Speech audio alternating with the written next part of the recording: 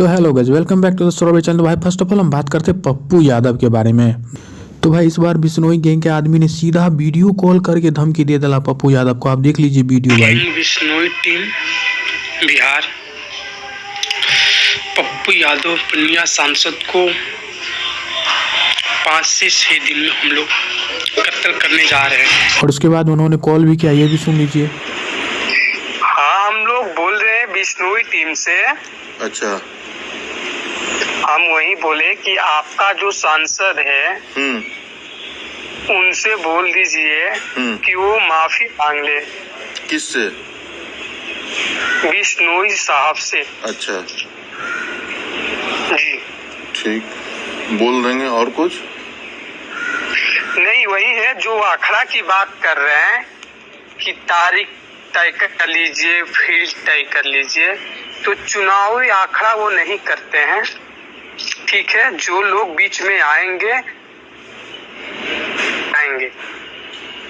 ठीक है। ठीक है, आप बार बार बोला जा रहा है।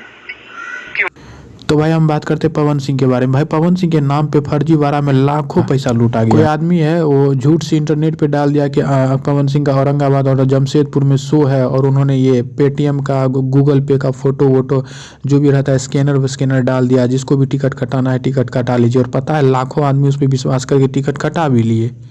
तो भाई जब ये बात पवन सिंह के टीम के मेंबर प्रियांशु सिंह को पता चला तो उन्होंने पूरा बात को क्लियर किया। आप वीडियो देख लीजिए। झूठ है कि जमशेदपुर में पवन भैया आ रहे हैं, ऐसा कोई बात नहीं है,